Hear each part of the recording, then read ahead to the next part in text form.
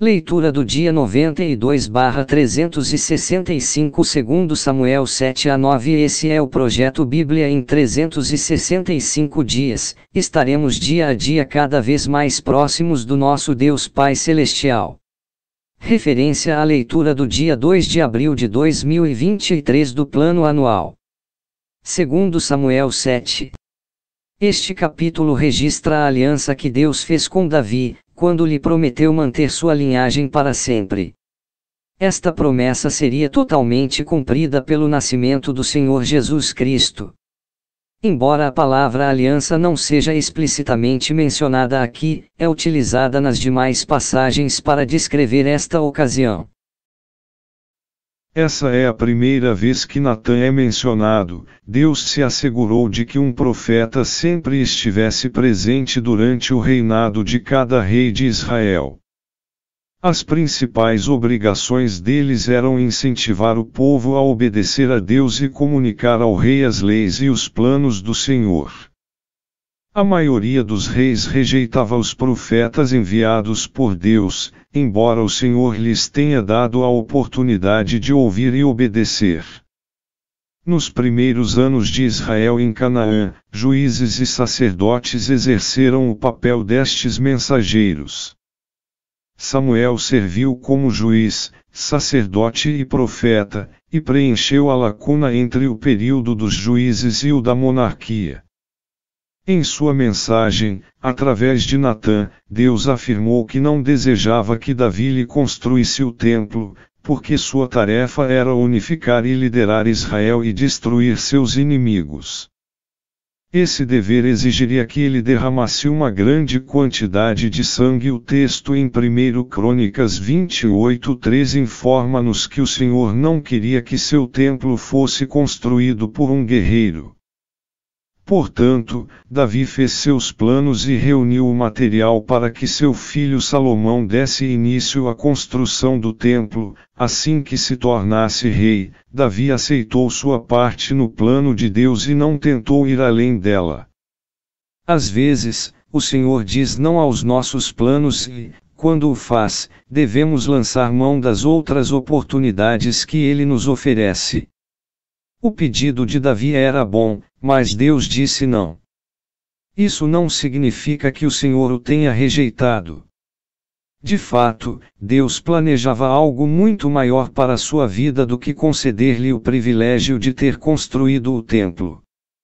Embora o Senhor tenha recusado o pedido de Davi, afirmou que a casa, ou dinastia, dele continuaria para sempre. A dinastia terrena dele terminou 4 séculos depois, porém, Jesus Cristo, descendente direto de Davi, foi a suprema realização dessa. Cristo reinará pela eternidade, agora em seu reino espiritual no céu e, mais tarde, na terra, na Nova Jerusalém. Será que você já orou cheio de boas intenções, e Deus lhe disse não? Essa é a forma usada pelo Senhor para direcioná-lo a um propósito maior em sua vida. Aceitar o não de Deus exige uma fé tão grande quanto aquela que é necessária para receber o seu sim. Essa seção registra a oração de Davi, a qual expressa sua humilde e feliz aceitação da promessa de Deus de estender sua dinastia para sempre. O rei entendeu que essas bênçãos foram derramadas sobre ele e seus descendentes, a fim de que Israel se beneficiasse delas.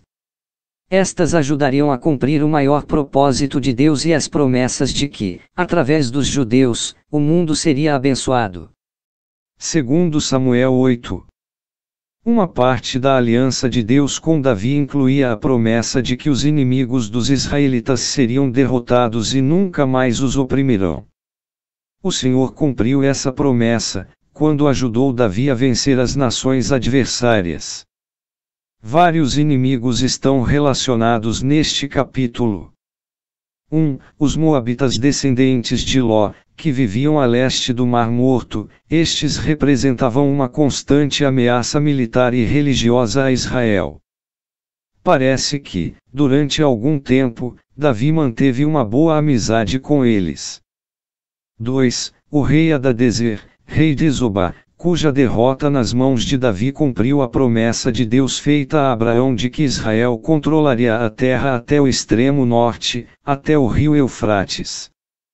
3. Os Edomitas, descendentes de Esaú, que também eram arqui-inimigos de Israel. O tributo era um imposto cobrado das nações conquistadas. Ajudava a sustentar o governo de Israel, a fim de demonstrar que a nação conquistada estava sob o seu domínio. Davi era benquisto pelo povo, não porque procurava agradá-lo, mas porque se empenhava em realizar a vontade de Deus. Muitas vezes os que fazem o máximo para se tornarem populares nunca conseguem alcançar este objetivo, mas a admiração das pessoas não é o mais importante.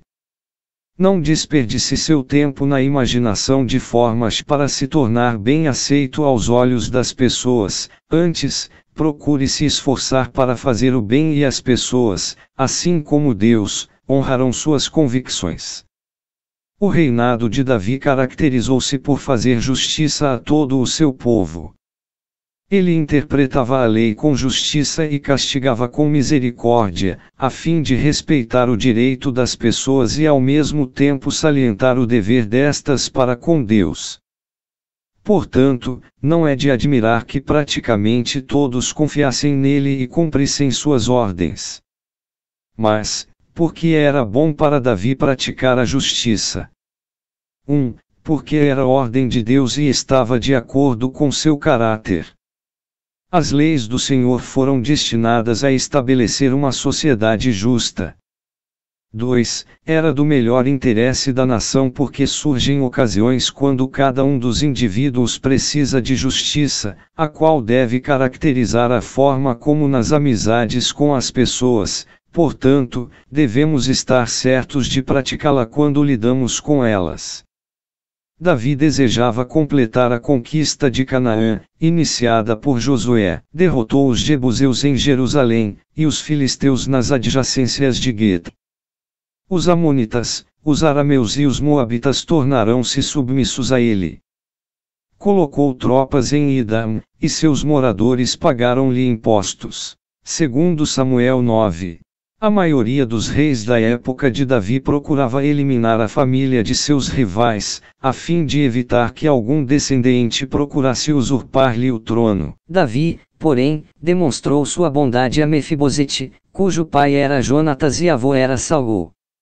Sua bondade devia-se, em parte, à sua lealdade ao rei anteriormente ungido por Deus e, em parte, alguns creiam que o tenha feito por razões políticas, isto é, para unir Judá e Israel. Mas a razão principal era sua promessa de tratar com bondade todos os descendentes de Jonatas. Em 4:4 há a explicação por que Mefibosete ficou aleijado. Ele tinha apenas 5 anos de idade quando Saul e Jonatas morreram.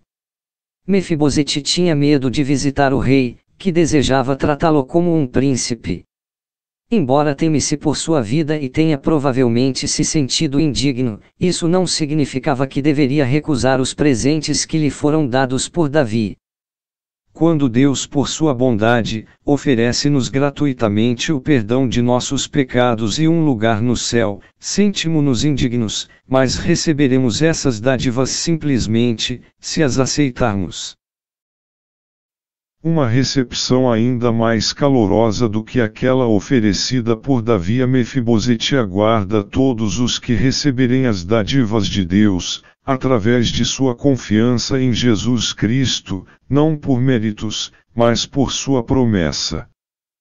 O tratamento que Davi deu a Mefibosete mostra a integridade de um líder que aceitou a obrigação de demonstrar amor e misericórdia. A generosa oferta que fez ao filho de Jonatas está muito longe de qualquer vantagem política que pudesse ter recebido em troca. Será que você é capaz de perdoar aqueles que o ofenderão? Será que pode mostrar-se generoso com os que não merecem? Cada vez que demonstramos compaixão, nosso caráter é fortalecido.